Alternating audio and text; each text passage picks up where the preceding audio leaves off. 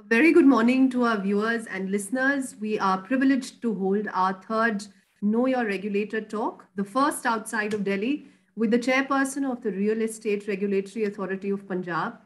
We are honored to have amongst us our regulator of the month, Mr. Navreet Singh Kang. Welcome, sir, chairperson, Real Estate Regulatory Authority, Punjab. Mr. Kang joined the Indian Administrative Services in 1983 and was allotted the Punjab cadre. Shri Kang has held various important positions in the Government of Punjab and Government of India and has retired from the post of Secretary in the Union Ministry of Social Justice and Empowerment before joining as chairperson of the authority in August 2017.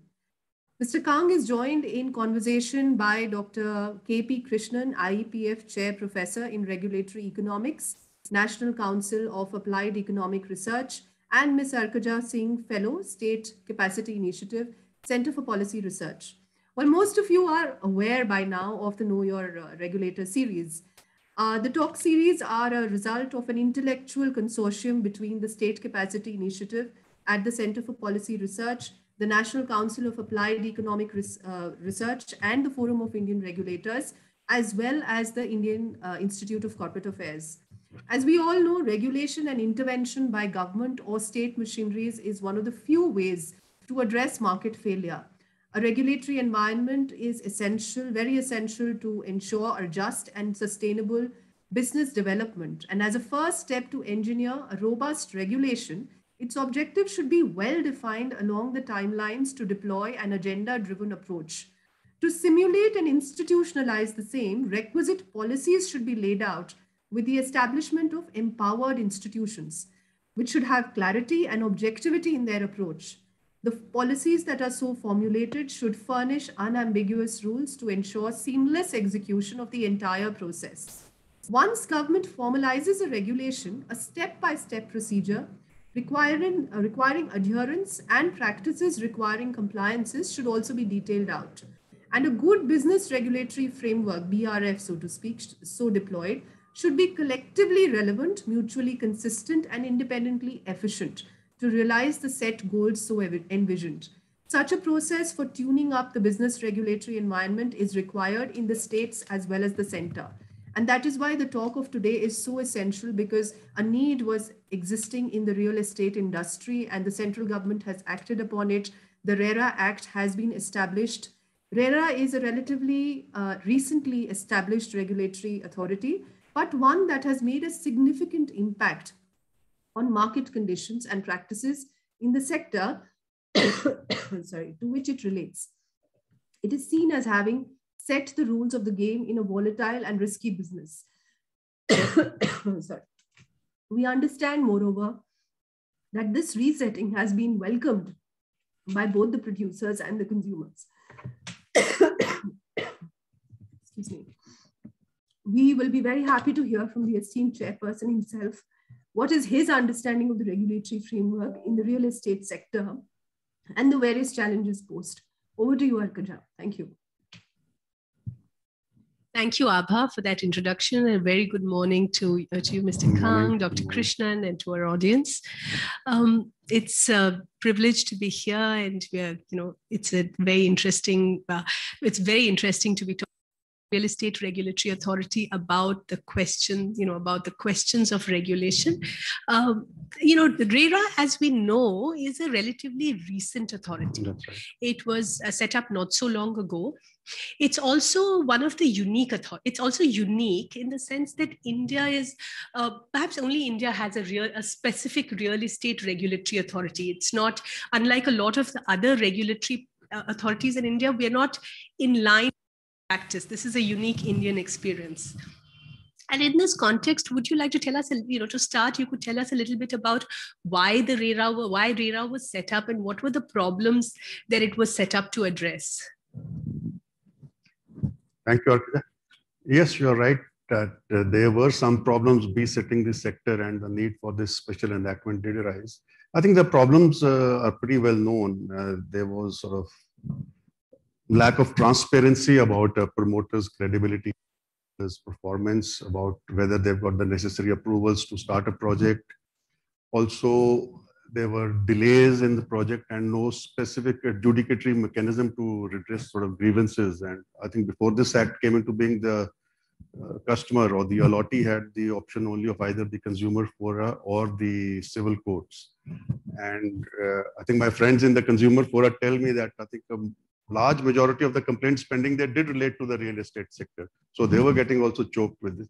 So, and I think the level playing field between the, because part, I mean, I mentioned about the lack of transparency. So that lack of transparency, oblique knowledge did lead to the playing field being a little distorted, and the allottee was kind of at the receiving end of whatever was given to him. So these were the kind of issues. And I think a lot of, I mean, you are from Delhi, so you are aware of what happened in Noida and Gurgaon areas. So I think that was the trigger for bringing in this act, that there should be a focused, dedicated agency to monitor these things and sort of level the playing field between the customer and the service provider. I think that was probably the. RERA do exactly? You know, the regulatory strategy, how was this problem addressed by RERA? Its kind of method of functioning. Yeah, well, broadly two aspects. One is kind of, let me say, is self-regulation, but I mean self-regulation imposed on the promoters by the Act. The Act says that a promoter cannot build, not build, but sell or book or advertise any unit in his upcoming project without registering with us. And when he registers with the RERA authority, there's a whole series of disclosures that he has to sort of submit to the authority. They include all his financial status, their past performance, the status of approvals they've received, the title of the land or the property over which they're. So there's a whole series of these, and we are obliged to put it up on our website. So a prospective customer can have a look at it. That is an important part. Well, I mean, the Act also covers real estate agents, but I think the major problem is about projects. So our talk specifically will be on projects, unless the agents need to have to be brought in at some time. So that, I think, was the first part of the regulation. And the second is that, again, we are a dedicated agency for hearing grievances of customers. And by grievances of allottees, well, and I must sort of straight away point out that we are not really a consumer forum for the real estate sector. We are a regulator which is supposed to promote balanced development of the sector. So we do have promoters coming to us with their complaints. That so-and-so has not paid in time, so-and-so is defaulting on his installments. So that is the kind of the second part of the regulation. One is compliance with the law, and second is the adjudicatory mechanism that the law establishes. So that these are the two prongs of the. So, you know, first of all, like, I mean, very interesting is the fact that transparency and creating a credible kind of platform for information is the first most important part of this regulatory strategy. Would you, however, say that, you know, so the, the classic sort of textbook idea of regulatory authorities having elements of adjudicatory, executive and legislative power. Where do you think RERA fits in that? Because I mean, there are variations in this pattern, and you've already mentioned quite a lot about the adjudicatory power, some things about the executive power. How much, does RERA really have a rule-making side to it? And in that context, also after the enactment of the RERA law and the establishment of the RERAs, what is the continuing role of center and state government in relation to the work of RERA? Okay, to take your first part of the question first, that is about the. We spoke about the adjudicatory, but we were specifically asking about the sort of legislative function or the rule. Well, the RERAs have the authority to make regulations. Rule-making power under the Act is with the state government, but the authorities have power to make regulations. So there is a fair amount of, I would say, a legislative activity. We have framed sets of regulations. We are thinking of coming up with some more. So they are basically regulating the internal procedures of the authority. And they're out in the public domain, so people know what to expect when they sort of come to us. Yeah. And about the second part was about what role does the center and the state have to play. Well, I mean, the central government has set up these bodies and the states have followed.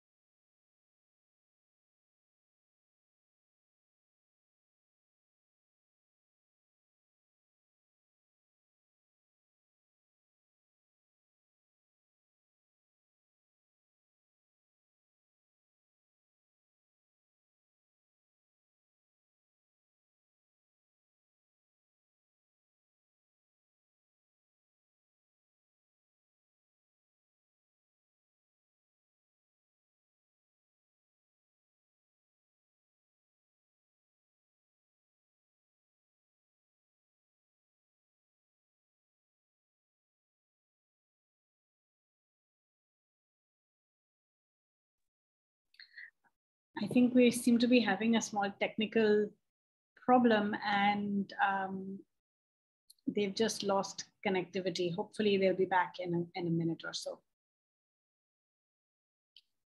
We'll just wait. Thank you so much.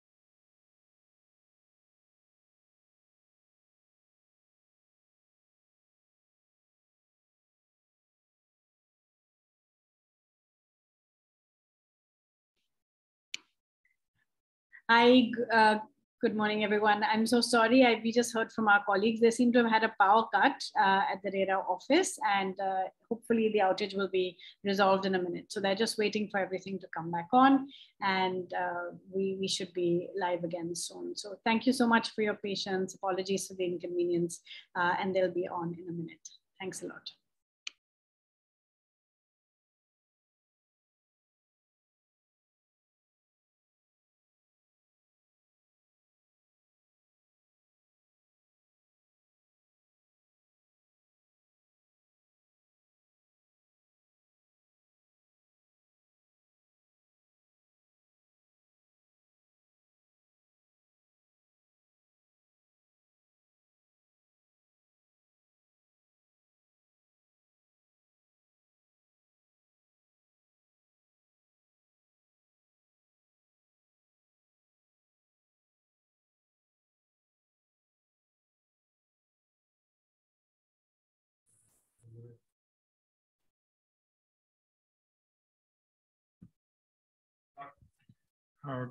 Morning again. I believe we had a short power outage.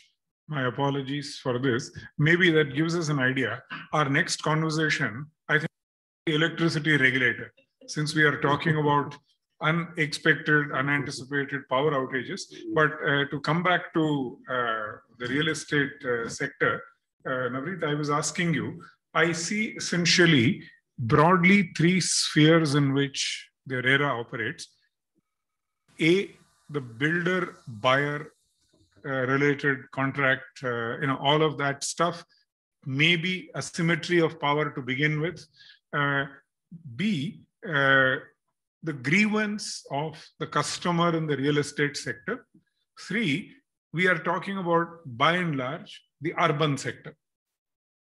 I suspect in terms of activity, though I guess legally your jurisdiction does not stop only with urban, probably extends to the whole state. The reason I mentioned these three, urban is an extremely tightly regulated sector. Every building activity has a municipal permission, has an urban development authority permission. There is a start date, a finish date, a completion certificate, blah, blah, blah. B, consumer grievances, you yourself said, there is a separate act, the COPA. There is an entire hierarchy called NCDRC and district level bodies and things like that. and contract enforcement has its own legal machinery. Now, in a sense, is it an admission of the fact that existing machineries in all three sectors are not working adequately, and therefore RERA will actually fill the gap? Will I be right in saying this, or is that too much of an overstatement? I mean, I don't think, I mean, grievances were getting rectified or resolved prior to this. Contract enforcement, we all know in the country, the system we have, contract enforcement is a bit of a challenge. Whereas I think it brings me back to our original point that India is probably the unique country to have a real estate regulator. Maybe because largely contract enforcement in the Western developed world probably is much easier. So there might not have a need for a specific real estate regulator. So yeah, I think it's too much of a simplification to say that before RERA, everything was not going on very well. And now that this year come in, it will be all hunky-dory. I think it's too much of a generalization. So in which case, will RERA at all make a difference? How will RERA make a difference? Because it's the same state machinery, not dressed in suits, maybe in some other garb, which was trying to do exactly what you were trying. Disparate. The difference is, presumably, they've all come together with a clear focus on resolving issues in this sector. So your sense is that itself will make a difference, or is there something more? Yeah, I think these authorities do help in sort of converging focus on this sector. I mean, you mentioned the municipal bodies and the development authorities. I mean, apart from regulation, they have a lot of other things to do. I mean, the municipalities are busy with their day-to-day maintenance activities and things. At least in North India, I'm not sure about the rest of the country, but the development authorities, apart from playing a regulatory role, are also promoters of real estate projects. And so that kind of a thing. So their entire focus, I would agree, was not on regulation. And therefore, so I think we keep on asking questions, what has been happening to that? What is there? We do make suggestions to them. In fact, we made suggestions to benefit the promoters as well. To come back to my point that we are not just a consumer forum, but we are there for the balanced development of the sector. So I think that focus, has been brought about by this enactment and the constitution of these bodies. That's useful. For example, since you mentioned development of the sector, clearly India has in a sense been unique in, I think, a lot of our regulatory authorities, let's take SEBI or IRDA, right, RERA, we have combined regulation and development. So it's not ek tarfa, it's not one-sided. Yeah. It is there is a viewpoint of the developer. There may be a whole bunch of problems in the development side. For example, and this is coming out of my ignorance of the sector, for instance, there is a piece of agricultural land which needs to be, let's say, converted to first non-agricultural use before you can build on it. Now, there is a revenue department conversion which enables the Land Revenue Act related conversion from agriculture to non-agriculture. Then the builder has to presumably go run around a town planning authority or an urban development authority, as the case may be.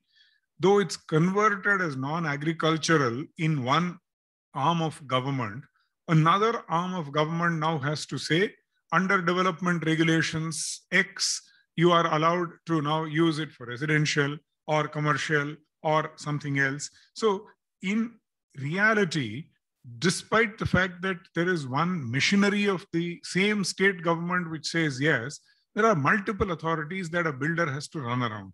Now, can RERA, for instance, does it have jurisdiction to say, I will collapse or I will direct that all these be brought into one single window, make it easier? Because construction, inadequate housing is a serious problem in India. So does it include, is it included in RERA's jurisdiction to do this kind of development?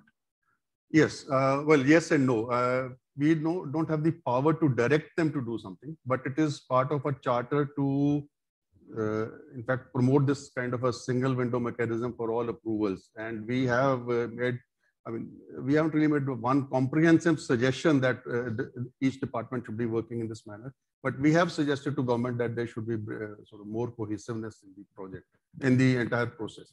But just to clarify things, I think as far as the building and the layout, the land use, etc., is concerned, in Punjab, I think it's basically there are 3 agencies which do it. If it's in the jurisdiction of the municipal committee or the bodies, that is the competent, that department is the competent authority. The territorial jurisdiction of these development agencies, authorities, the GMADA, Mohali Development Authority, Ludhiana, they are the competent authority. And outside these 2 is the town and country planning department. So they are the ones who would give you the change of land use. They are the ones who would approve your building plans. They are the ones who would do it. Well, but of course, that doesn't stop. That doesn't mean that the promoter does not have to go to the pollution control board, to the Bijli board. So that is there. But as far as the sort of urban development part of it is there. It's already with one agency, you're saying? Depending on where your project is located. Okay. And you had mentioned in your response to Arkaja that authorities constituted under the RERA Act have regulation-making powers. Yes. Does it extend only to internal process, or does it also include substantive regulation on the sector? It does. It does. It does. So you are therefore, in a sense, like the classic sort of statutory regulator that she alluded to, which is you have the power to make regulations which have binding effect. So they have the effect of law. So you have legislative power. 2, you also enforce, in a sense, you are the executive which is enforcing the regulations that you make. And 3, within the RERA, you have an adjudicator. It may not be you yourself, but I think there is a separate hierarchy, which is a quasi-judicial hierarchy. So in that sense, you are like all classic regulators, all 3 functions of the state, legislative, executive, and judicial, combined into one body. Yes. Now, given that you are also a trained lawyer with a serious judicial background, isn't this fundamentally a violation of separation of powers? Doesn't that make you as a citizen uncomfortable? Well, interesting question. And I must confess that I've not really thought about it. But I think on a theoretical level, yes, perhaps. But I don't think practically this issue has really come up before us. And won't you have a bias?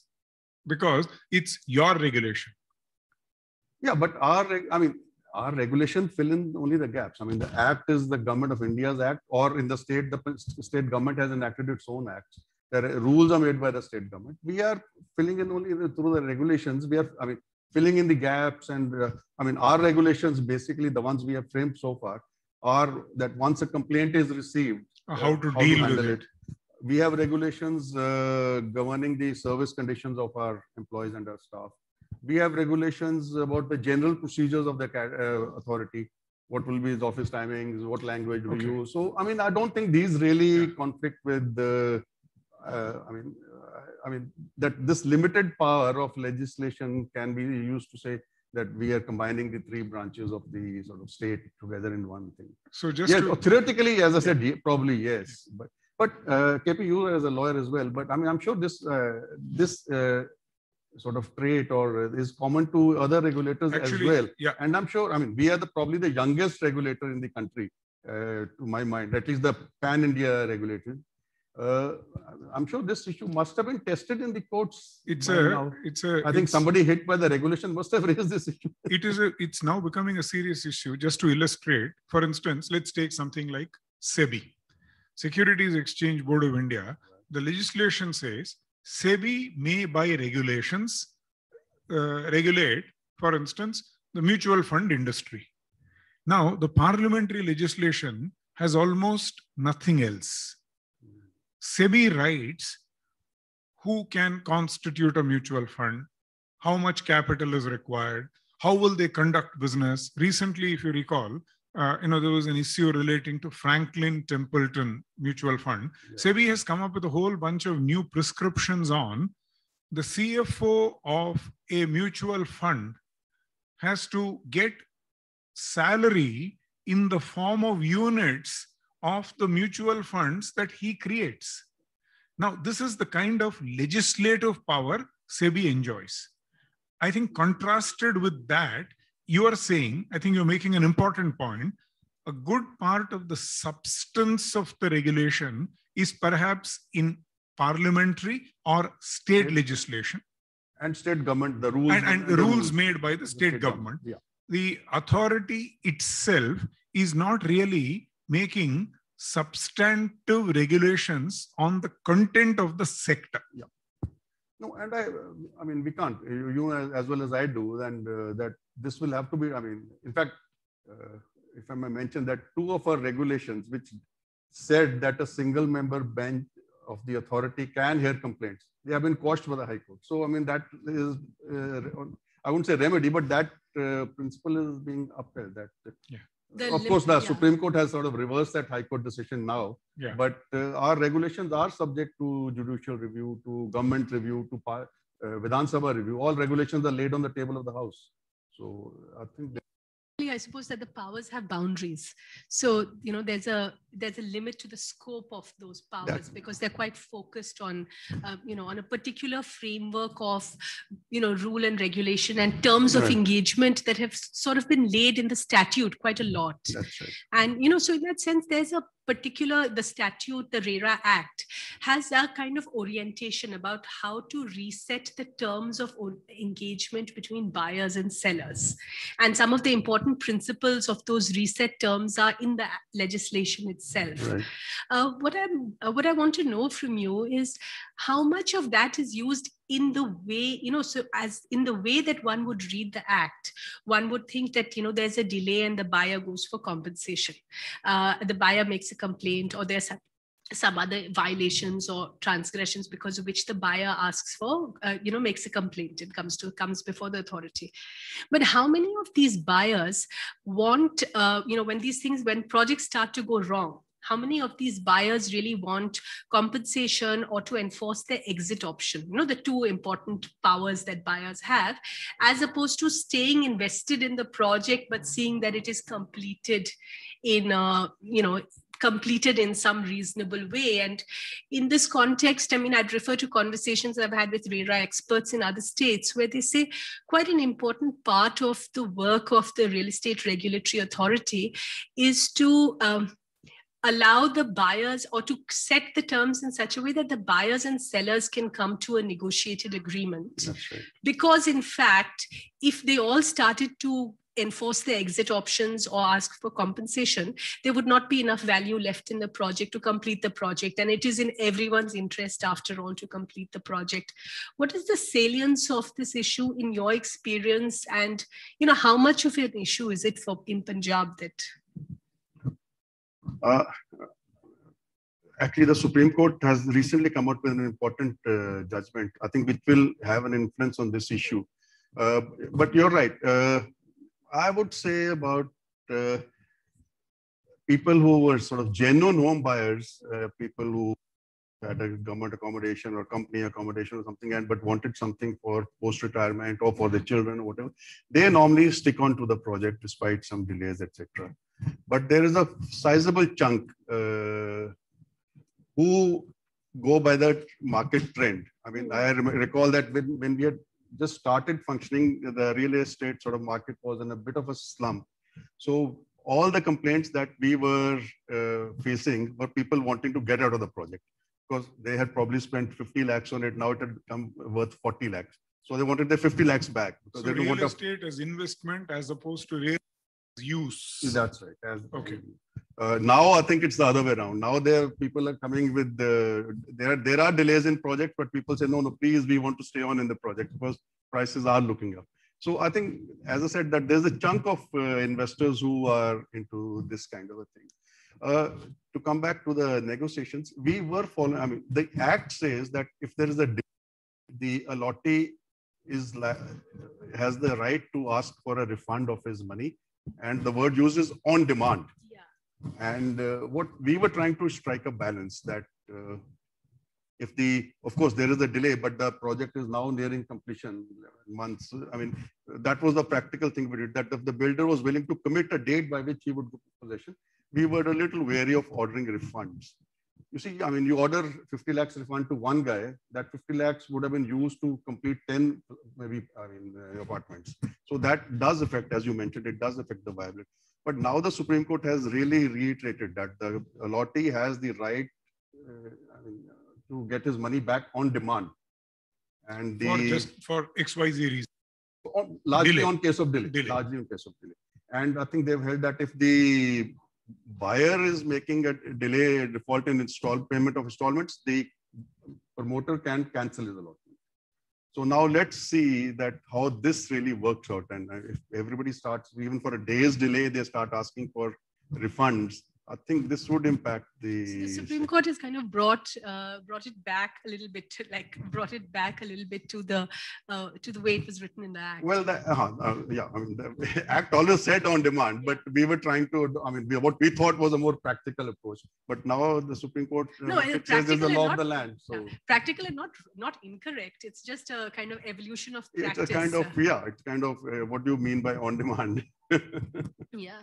So so I mean, which brings me to the point of in what ways. So the Supreme Court obviously viewed this practice in a particular way, and depending on the nature of the people who went to petition the court for it.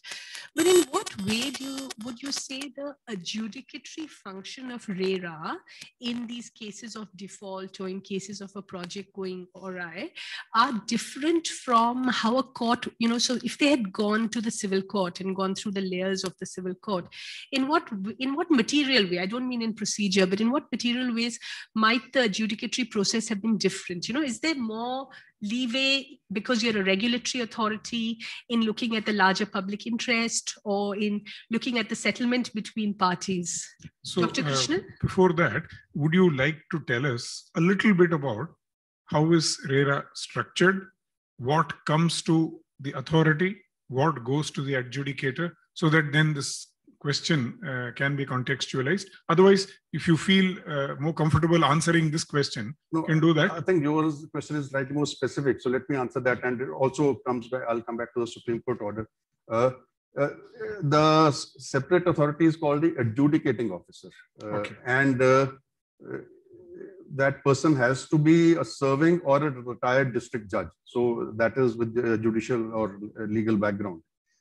There had been some lack of clarity between the role of the authority and the role of the adjudicating officer.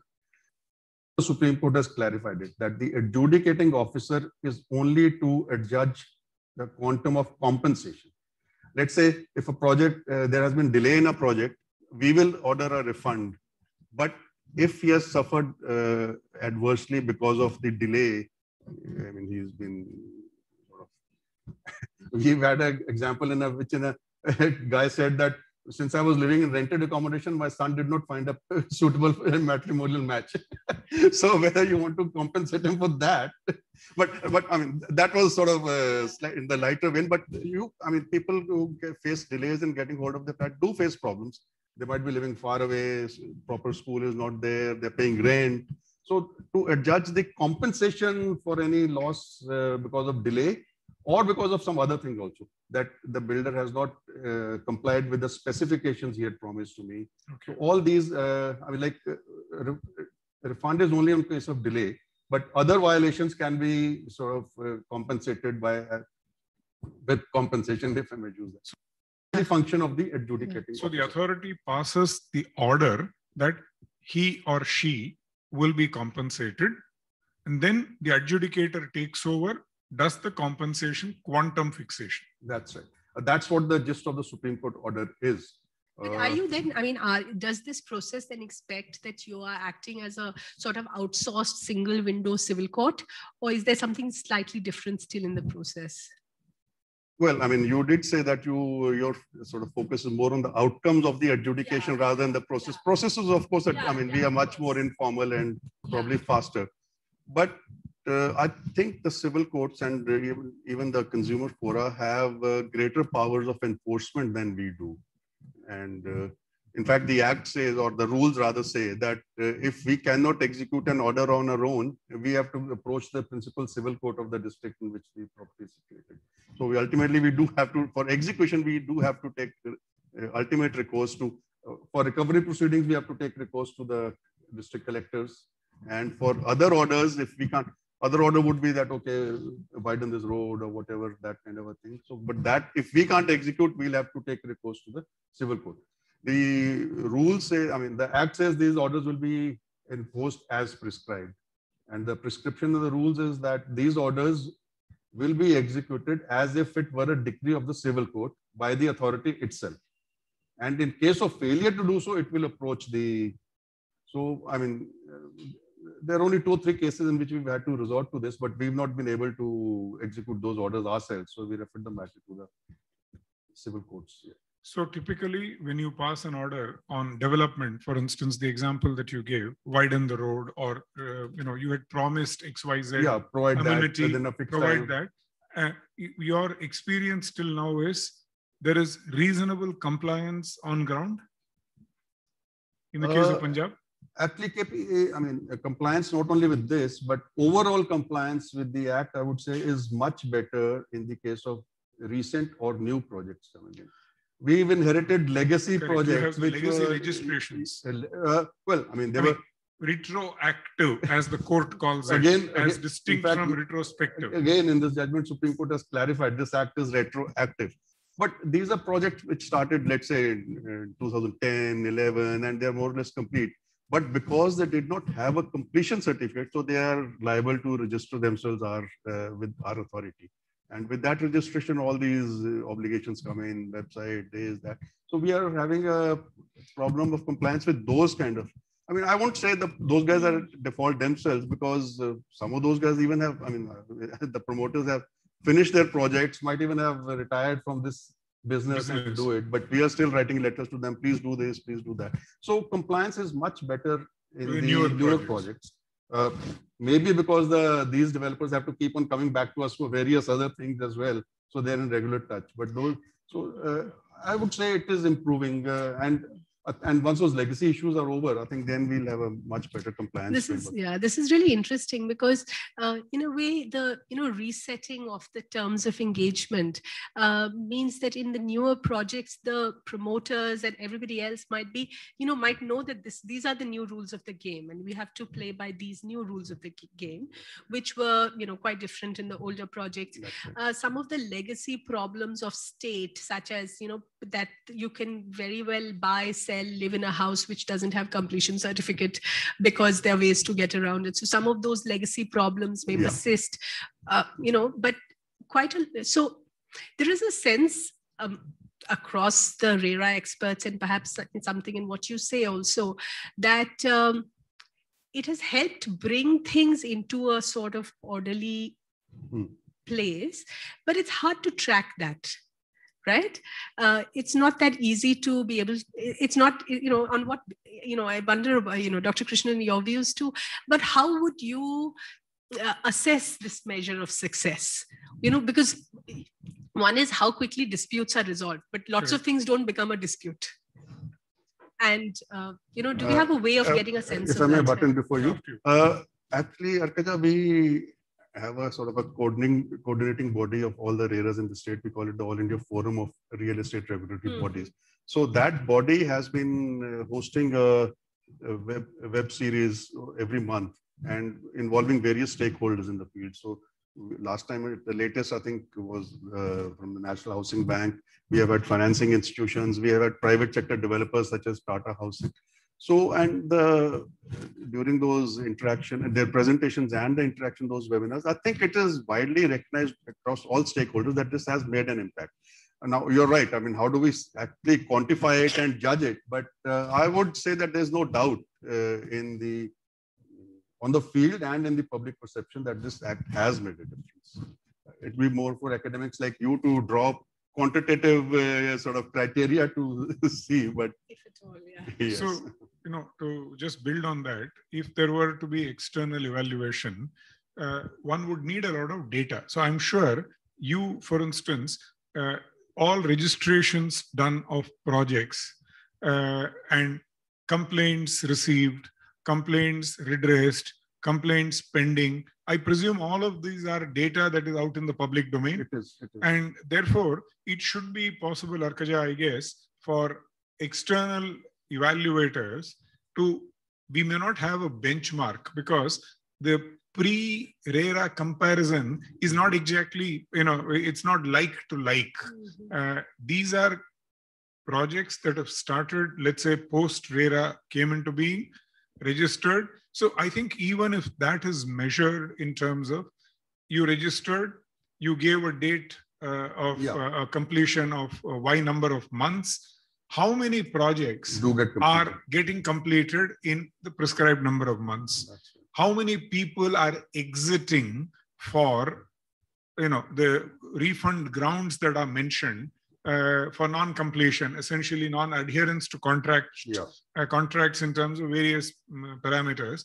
So I think there are clearly objective numbers that are potentially available. So maybe academics like us have to go into this. But the sense that I'm getting from you is, A, it is improving. Yes. And it is clearly a better track record for newer projects.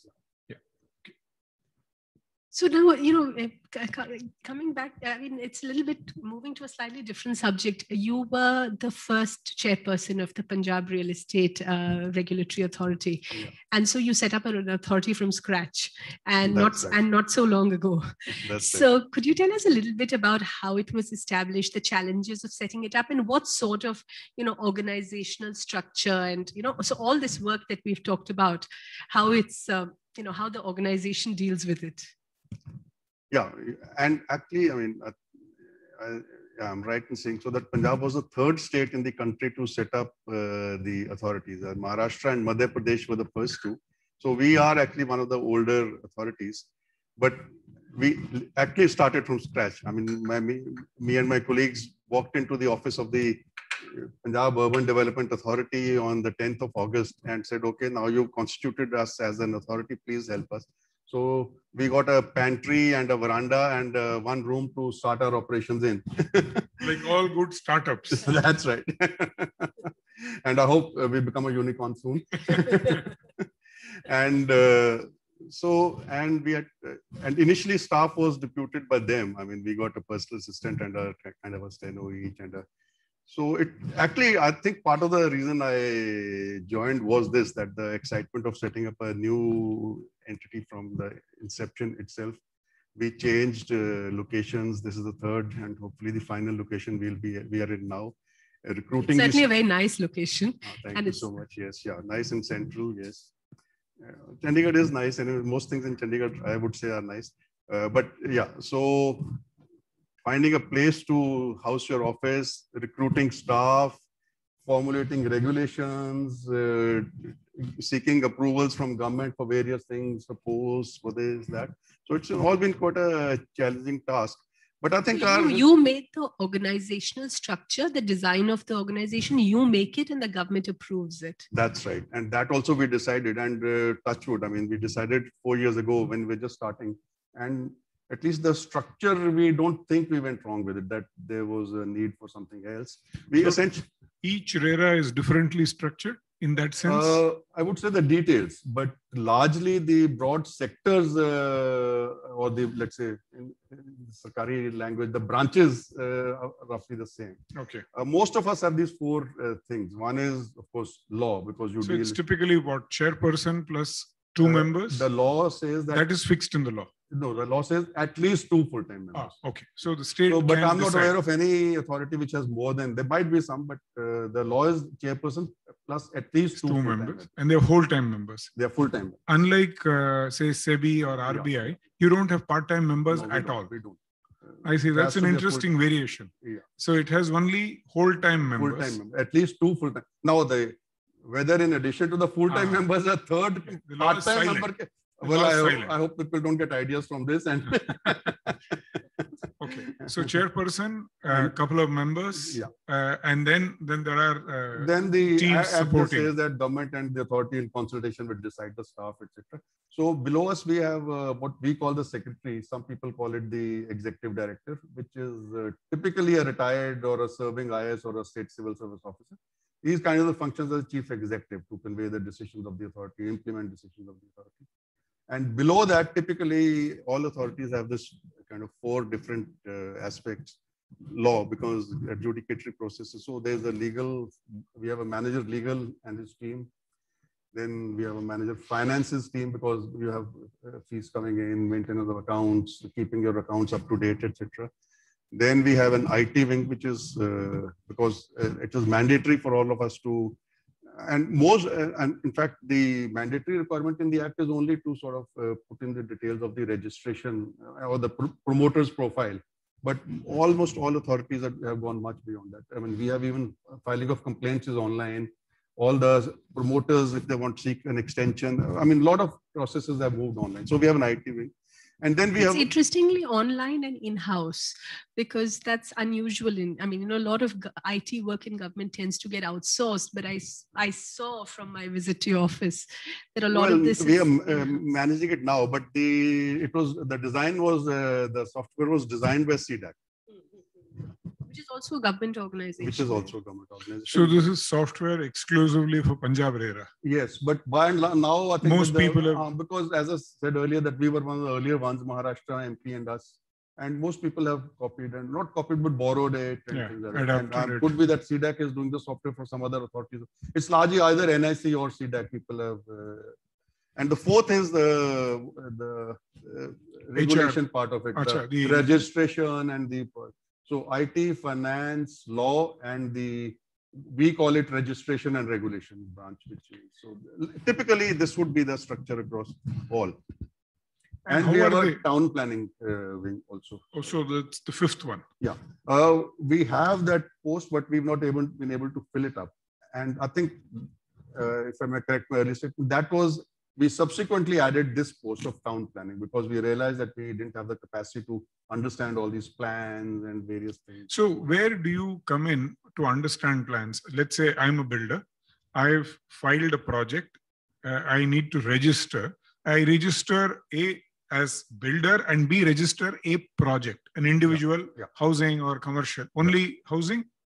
No. Commercial also. Any real estate. So any real estate project, there is a prescription in terms of a certain threshold. Area and number of units. So I have registered that with you. Even industrial park, if you're having more than 8 plots, you have to register. So the moment I register, do I have to file with you? Because I would have also got approvals, or I'm in the process of getting approvals of whichever development authority's jurisdiction I come in, say Jalandhar or Ludhiana.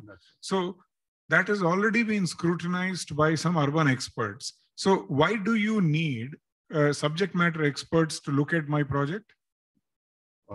Yes, because, I mean, to just give one example, on the layout plan was shown as plots. A promoter comes and says, I want to build floors on this. I want to construct it myself. Whether that is allowed under the law or can he only sell plots? These kind of issues were coming up to us. I mean, okay.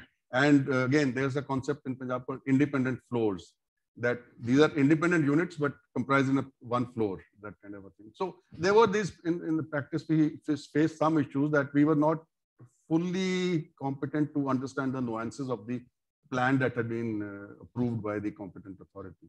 So we've created this wing, but unfortunately, as I said, we have not found something. But by now, our staff has attained sufficient capacity. We did avail the services of the Town and Country Planning Department, Punjab, to come and train our people, to tell them that this is the exact process.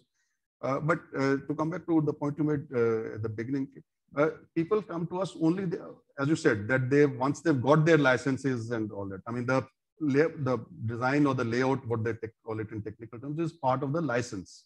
So we are the final kind of authority people, because when they come to us, they have to show that they have the license and things like that. And that is the thing that we felt that we do need. I mean, I think the greatest need for capacity building in our staff, I thought, was in this town planning. Okay. So, in what ways would the structure of your authority be different from a government department that you might have been the secretary of? And, in what ways would their, the skill and capacity or, process, in what ways is it different and in what ways is it quite the same? What does it mean to be an autonomous body? Well, all of us in our careers have had dealt with some autonomous bodies. Or at least not as autonomous as this one, but all your boards and corporations, etc., do, at least in their day-to-day functioning, are autonomous. Similarly, to come to the similarities first, I think the processes are probably the same as government. A file comes in, or whether it comes online or as in hard copy, then it is processed and it's put up to a superior authority for decision making. That kind of basic, the administrative rationality. Yeah, the process is basically the same. And I think structure, even in a government body like this, you would probably typically have these 3-4, as we call branches, and people dealing with this kind of a thing. But difference, yes, it is different. We are autonomous, much more flexible, and frankly, I think as all regulators should be, not really accountable to anyone except ourselves. So, your budget comes from the state government, but you make a demand and they... No. I think that's one of the important parts of being autonomous is the fees that we collect from people who come to us for registration, either of projects or of agents. That fees is sufficient for us to keep up with our expenses. Some states do give a grant to some bodies. I can understand maybe some states where the development sector, the sector hasn't really grown adequately. The internal resource generation might not be sufficient. Some states do give grant in it, but luckily we are in a position that so far we have not been able to. And I think in the foreseeable future also, we should be able to get by without a little help from my friends. I have two related questions, which go to some of what you said. Let's take the human resources side. And this is at one level a question specific to you. It's, I think, applicable to all RERAs, and going beyond RERAs, it's actually applicable to all regulatory authorities. And that is, you said you have 4 or 5 branches. Now, unlike, let's say, the Department of Empowerment of Persons with Disability, which you led before you came to RERA in the Ministry of Social Justice, Government of India, there is an organized cadre. You are the secretary. The fact that you are a startup means you have fluidity in terms of organizational structure. But in your previous avatar, you had a JS who would be given to you by the system. There would be a director, there is an undersecretary. There is broad clarity of roles. There is some predictability of the JS will be of XYZ quality because he or she will come from one of the organized services, would have done 20 years, 25 years of work, either districts or state government, or if it's from income tax, this kind of background. Therefore, whether limited or otherwise, the capacity is known. And your functions are also classic government functions. In RERA, these are not average standard government functions. Some of them are slightly different.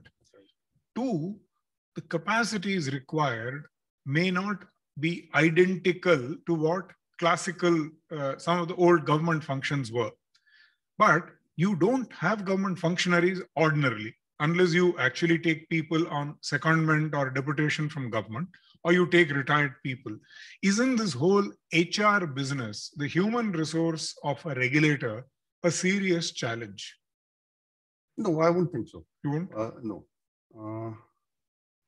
And as I said in answer to her question, that the basic processes are somewhat similar to government. And it's no great shakes. That paper comes to you, you have to process and things like that.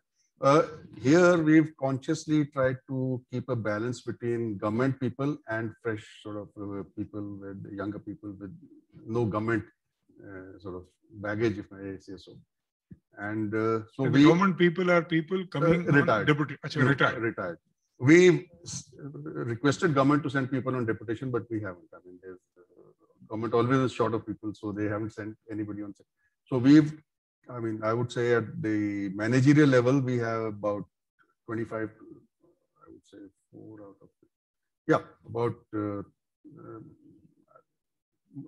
25% people who come in from government. And then, of course, I mean, even from the private sector, I mean, at the various levels, we start with an executive, then we come to an assistant manager and a manager. The experience and the qualities, we try to make sure that we have people with the required capacity. And I think KP Touchwood, we've been, I don't think we've gone wrong, except with one case where in the legal branch, we picked up a lady who was, I mean, for some reasons, had to be prematurely terminated. I think that is the only case, and we've been lucky with that. So what is you have what, staff regulations? Because when I said challenge, what I meant was, see, all said and done, this is public employment. And the strength that you and I, in a sense, belonging to the service, bring to the table is, you come through an open, competitive, public recruitment process. The competencies are, sort of publicly notified, and you have to display those competencies and you get selected. Isn't a lot of these quote unquote autonomous organizations autonomous in all the wrong senses? No. I mean, every recruitment in this body has been through a public notice. Okay. And I suppose everywhere else. I mean, I don't think these days, I don't think you can be autonomous to that extent to pick up somebody and appoint him to anything. Every appointment has been through an open advertisement and with objectively defined merit criteria. And only 20% marks for interview. And written exam? No, on basis of your qualifications, on your marks. Objectively measurable? Objectively measurable. And only 20% marks for an interview. And recruitment done by internal committees of... That's right, yeah. RERA. The final selection is done at our level, the authority level, but the initial recruitment selection, screening, etc., is done by a committee of managers. So to that extent, I don't, and of course, the qualifications, educational qualifications, the experience, they are all laid down in the staff. You said staff regulations. So one of the regulations we have is for staff, which is a public document. The qualifications, the experience, the remuneration, everything is laid down. Laid down there. It's laid down there. And they have been approved by government. And every recruitment has been through an open process. Do advertising. And so, one of the, from what you're saying, one of the strong kind of, what shapes the RERA authority in the way that it is organizationally, the influence of the state system. So, how recruitments are done, the norms of procedure and conduct of how files are put up and how decisions are taken. So there's quite a strong influence of state. There's quite a strong, there's quite a lot of state in RERA in a sense. There's also quite a lot of sort of the development of a new authority and the function of bodies like IFO-RERA or, other capacity for the work that the center or central organizations or the association might do in giving the authority its present kind of shape and identity, which you've mentioned in the course of this conversation a few times. You mentioned the IFO-RERA. So maybe you could tell us a little bit about what IFO-RERA is and what it's done from the beginning to now. Yeah, well, IFO-RERA is a kind of our central body. It's a registered society, registered at Delhi, and like any other society, it is a chairman, it has a secretary, a vice president, treasurer, etc. I've had the privilege of being an office bearer for the last 2 years. The first year of it's been in existence only for I think 2.5 years, and 1.5 years out of that has been affected by COVID. So if physically we had only 3 meetings, I think, if not 2. So, and I think it really provides a very useful platform because technically we are all independent bodies. Every state has their own rules. Every RERA has their own regulations. So on a similar subject, some RERA might have taken one view, some take another view. So to exchange information, and IFO-RERA does that. They collate orders passed by various RERAs and put them up together. IFO-RERA we have the I4ERA has a secretariat, which is a corporate body itself. And they also help us in carrying out some research. They are the ones who organize this webinar. So I think experience sharing and like any other coordinating body, I think those advantages are there. Currently, it is headed by the chairperson of the Tamil Nadu Regulatory Authority. You might be knowing Gyanadek Sekar. Yeah, he is the chairperson of the I4ERA. And the I4ERA. Yeah, okay. I4ERA members are only chairmen of the various authorities. So the governing council and the general body are the two distinct bodies with distinct functions, but comprised of the same this thing. So it's a registered society, and I think it's been a very useful. Now everybody is actually decided that the next meeting, we have a quarterly meeting, which was being done virtually now, but everybody has decided that in coming March, we must meet physically. I think a physical meeting does have its advantages. I think ideas flow, interaction is much easier, much quicker. And I think so. So it, as I said, I mean, it was just finding its feet when this COVID thing stuck, but it'll be a very useful. I mean, I think you would be dealing with other bodies of other regulators. I think all regulators have a kind of a central body. Which, we have the Forum of Indian Regulators in collaboration with us in organizing this talk. So we know that is for all regulators. Yeah. But let's talk specifically, let's say about the electricity regulator. They have a national. The state election commissioners they have their own body and they meet and exchange notes and ideas and things. So it'll be useful. It's a very interesting. I mean, I think you're right in the sense it's there in almost every sector of state. These associational bodies of what are state level entities, but these associations of at the national level, and in the ways in which they might create to transplant of ideas, the shaping of identity, and the exchange of practice notes.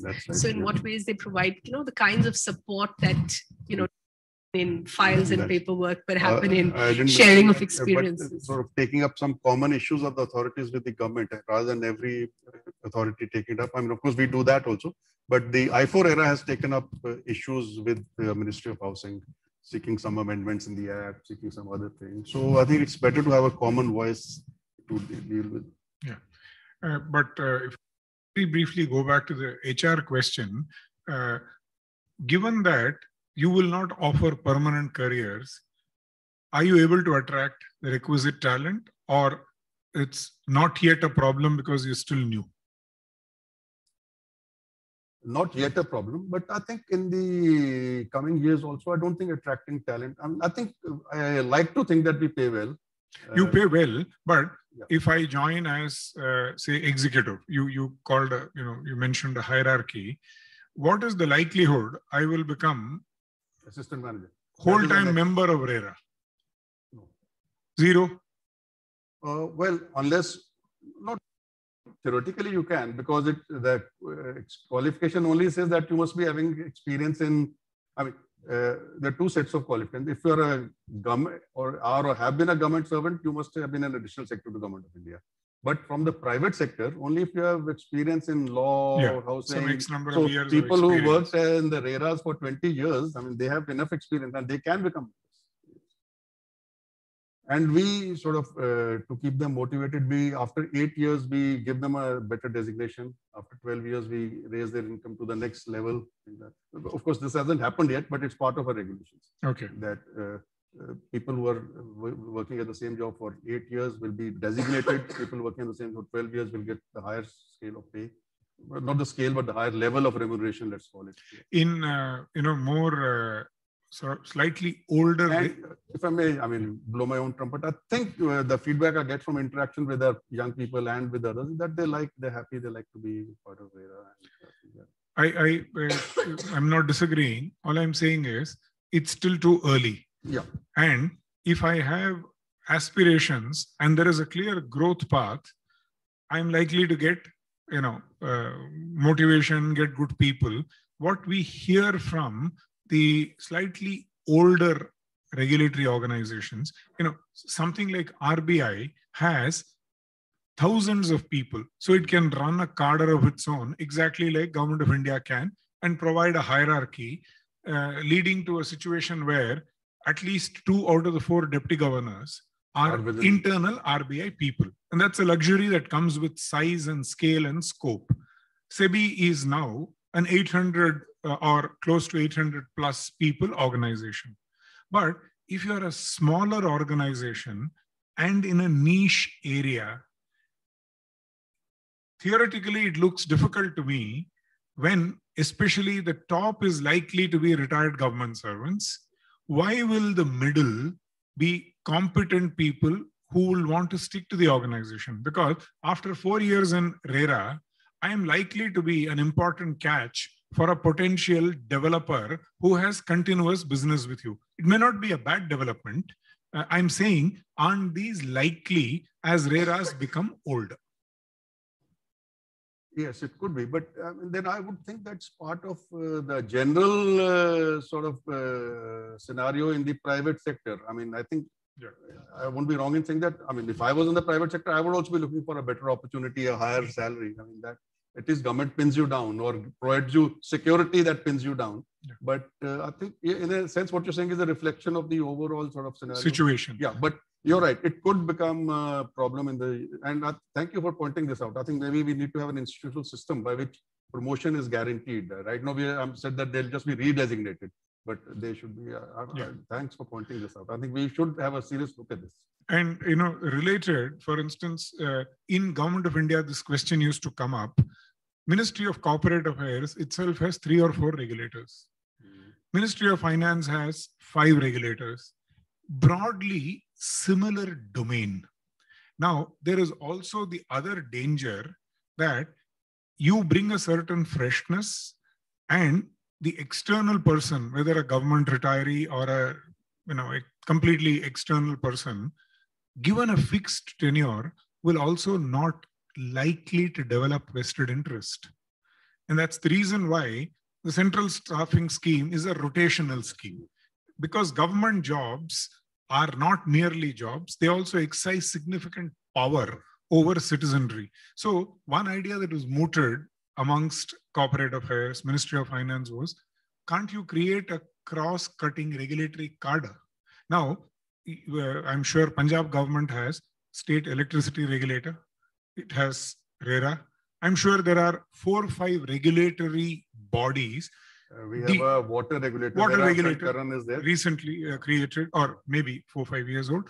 There may be some domain-specific town planning talent that you require, but the regulation-making capacity, the finance capacity, maybe there is scope for looking at interregulatory cadres far above my pay grade, but I'm just leaving you with a thought. One question on finance before we sort of coming closer to... We're coming close to the end. You know, you mentioned that you have powers to levy fees and you retain the fees, which you use for upkeep of the RERA and its activities. If you recall, in your, just put on your, no, I won't say old hat, put on your old turban. In government, this is explicitly prohibited. In government, the fundamental principle of finance is, if I am income tax department, I collect income tax, I cannot retain 1 rupee of what I collect because I put all this into Consolidated Fund of India. Parliament appropriates for me. In your case, legislature will appropriate for you what you are allowed to spend. Otherwise, won't you now start increasing your registration fee when you want a fancy office, when you want to buy the next Mercedes car, instead of you use, I guess, a Ciaz or a Maruti ST? No, we don't. Our rules say that no official vehicles will So you only rent vehicles? No, not even that. I use my own vehicle. Everybody uses their own vehicle. Oh, you get a fixed remuneration? Nothing. No, you get a fixed salary. Yeah. You don't get an office car, nothing. No office, no That's home, written no car. in your rules. It's in our rules. So let's say you want a fancy office.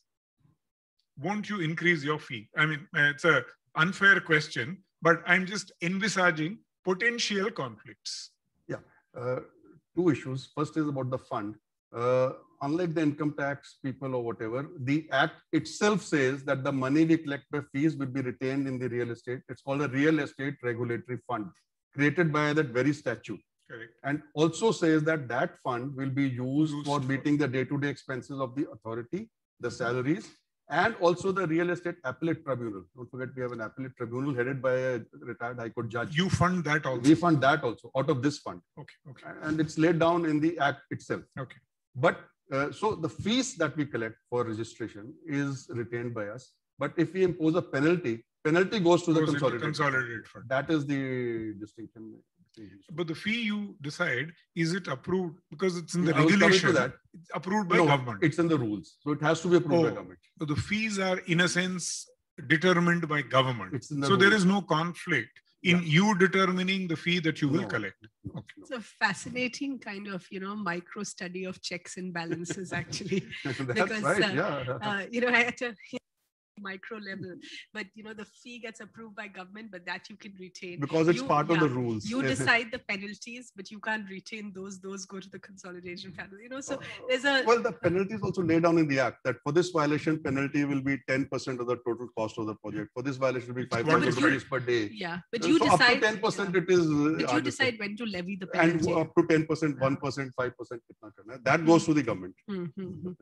But you decide when the penalty is to be ordered, because penalty is to be levied for a violation. And the violation we decide that the violation has happened. Yeah. In fact, we moved government recently for revision in our fees. Actually, I think Punjab fees are the lowest in the country. Even these are typically what, ad valorem fees, a percentage of the size of the project? No, largely it is per square meter. Okay. For the size of the project, rupees X per square meter. Yeah, and typically residential is the cheapest, then industrial, and residential, commercial. Residential industry is roughly on par. Commercial is higher. Yeah. So that's laid down in the schedule to the rules. So any amendment to the schedule has to be. So we've sent our proposal to government for revision. So I don't think that conflict will arise. Yeah, no, if they're in the rules, then straight away the conflict is eliminated. So I was just checking, these checks and balances typically are part of normal government functioning, and clearly they seem to be in place here. Yeah, and I think the model rules were sort of circulated by the government of India, and most states have by and large adopted the same. So I think at the central level also, some people have sort of applied their mind and provided these checks and balances, not just a state level thing. So because the model rules were framed by the government of India. And so, there's something about how it can't be alarmingly out of line. There's a little bit of variation between the states, as you're saying, but it can't, it can't be completely bizarrely different from the established practice. The rates are substantially different in various states. Oh, they are. Yeah. Okay. Because that's determined by at least 3, 4, 5 times. Right. Right. Yeah. So it's a substantial. So that's quite substantial. Yeah. That's very interesting. So this bringing us towards the close of this conversation. And at this point, I would like to request our colleague, Dr. Meghla Krishnamurthy. She's online to say a few words, and maybe she has a few questions as well. Okay. So Meghla, if you could come on. She's the Yes. Thank you so much. Mr. Kang, that was such a fascinating conversation. And thank you very much on behalf of all of us who have organized the Know Your Regulator series, FOIR and ICA and NCAER and CPR for hosting us today in Chandigarh and at your office. It's really wonderful.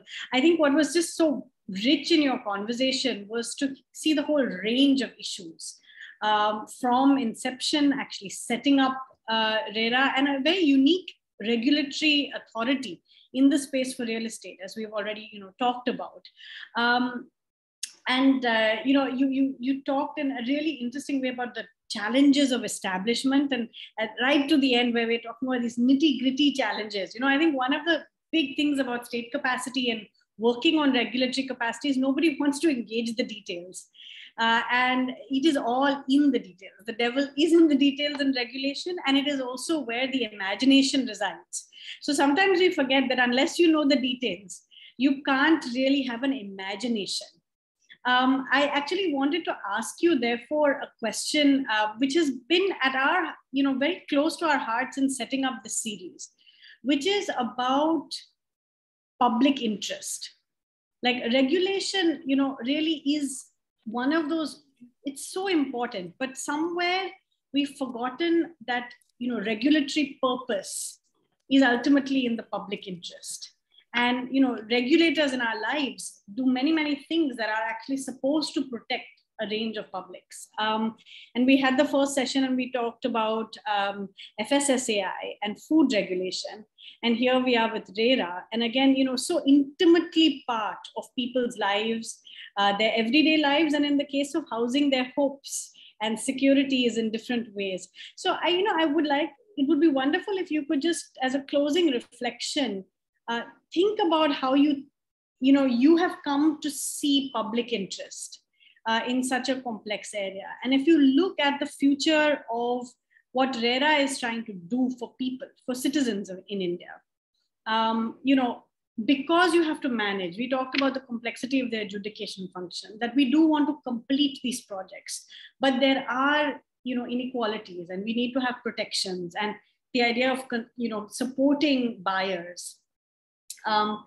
It would be really interesting just to hear your thoughts, and also thinking about Punjab, because this is for Punjab, and it is for people who wish to have homes in a state which has a very different and changing ecology, right? There's rural, there's urban, and people's aspirations are changing. So just to hear your vision, in a sense, for real estate, and where you see, RERA coming in. If we were to look, and Dr. Krishna is quite right that it's early days, but if we were to look into the future as to what, something like this could achieve, and what you think would be the top 3 ambitions you have for Punjab RERA going forward, what you think are critical elements that you need to now work on as you think about the next frontiers beyond establishment and gaining trust.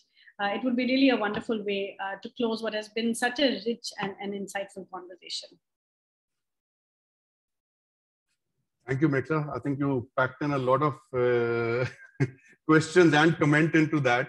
If I may start, I think you mentioned a bit about Punjab, about various aspects of it.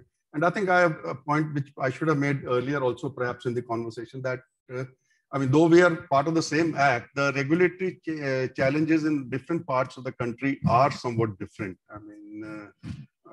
As is natural for a country as diverse as India. But I suppose that the challenge we face here is from what is it in Noida or Gurgaon or perhaps Mumbai. And so that aspect has to be kept in mind. But coming back to your original question about what is the vision for RERA? Can I just ask you very briefly? I think the preamble to our act says it all. I think balanced development of the real estate sector. I keep on emphasizing that we are not a consumer forum. We have to keep the interests of the sort of promoters. Real estate is, construction is one of the biggest sectors in the economy. And within that, real estate is also a very significant contributor. Of course, you have roads and all of that. But overall construction, and within that, the real estate development is a large sector of the economy, gives employment to a lot of people, generates a lot of money. So I think we need to ensure the balanced development of that sector. And I may be pedantic, but I think if we can implement the act properly and well, it would be a big step towards that. And I think that is 3 sort of immediate steps for RERA. I think overall vision for RERA is that, but if I need to be specific to Punjab RERA, well, it will have to be a subset of these, improve our capacity, improve our interaction with all stakeholders, things like that. That is what I hope to achieve in the few little time that I have. And that is how we go ahead. Thank you so much. If I could push you a little bit on, when you said that every state is different. If you think about Punjab, the relationship to rural land, we understand very well. Right? And obviously it's in the heart of so much conversation and contestation in recent times. But as you see, urban land change, and, the ways in which you said it's quite different from Noida, and it's different from Mumbai as well. We have a certain imagination of mega cities and land, right? And, also some of these new NCR kind of developments. So what have been the kinds of ways, if you were to think about the relationship that citizens, both those who wish to build homes and builders have in a state like Punjab, what would be distinctive that would help us get a different perspective from, I think, some of the ways in which we almost stereotype real estate relationships? I think, Meghla, in the areas around Chandigarh, we kind of, it is pretty transactional. I think the relationship between the landowner and the builder, I think it's like any of the big cities that you talked about, that the link of the people with the land is not as strong as it probably is in the rest of the state. This has become a fairly fast developing urban agglomeration. And because Chandigarh is the capital of 3 states, it's the gateway to many states of the country. A lot of people from the hills are investing here to spend their summers, winters here. After Corona, a lot of people from big cities are moving into Chandigarh because it has a fairly decent quality of life. So Chandigarh is becoming, and let's say the part of Chandigarh that I deal with is Mohali and its surrounding. That is becoming akin to the larger metros that we've spoken. But yes, in the other parts of the state, there is a different sort of scenario. And but there also we actually find a lot of land owners themselves became promoters. Actually, we had this boom about 2000, early 2000, between 2003-4 and about 2008-9. A lot of farmers actually developed projects on their lands as well. So I mean, it still is a very strong bond, but yes, I think that is the kind of situation that is emerging. Again, I mean, it would depend on the, I think probably rational human behavior. If you get much more money out of your land by developing a colony on it rather than from traditional agriculture, I think that bond will tend to weaken a bit. So I think it would depend on the cycles of the economy. When there is the real estate sector is booming, I think people would go, I mean, wouldn't find it that difficult to part with their land. But when the prices are low, I think it would be an issue. Thank you so much. I think your comments also just remind us that regulation is a part of economy and it's a part of society and it's a part of politics. And it is about balancing interests, but in the public interest.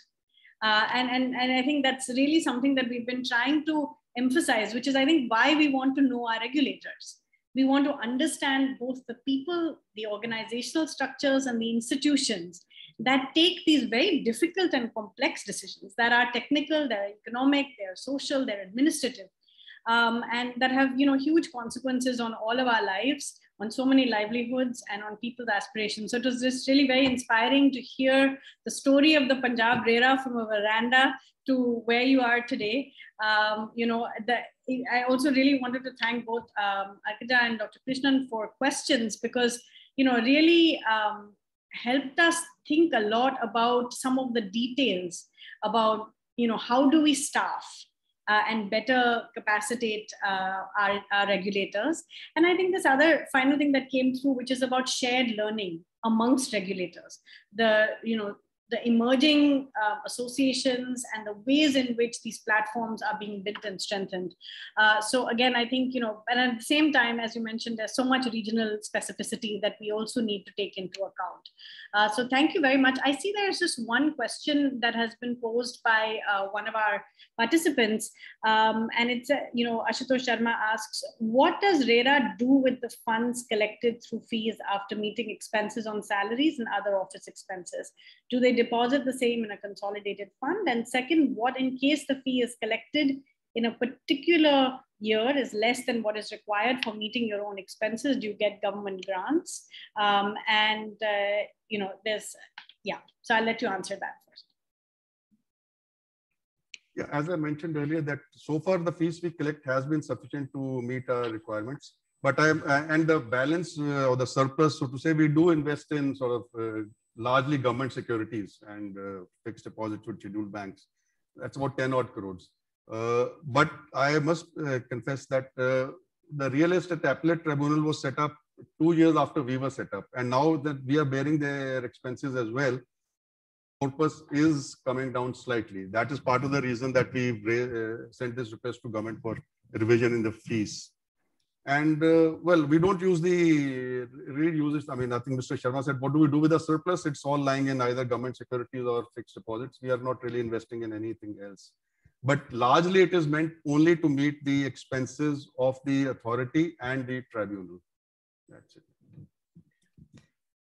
Okay, this I think brings us to the close of this really, really interesting discussion. And thank you, Mr. Kang, for being the most, open discussant, but also being hospitable. And, it's been fascinating talking to you. Thank you. I must thank my old friend, KP Krishnan, for giving me this opportunity. Thanks, KP. And it was lovely interacting with your team and you. Thank you. As always. Thanks, Navneet. Really appreciate it.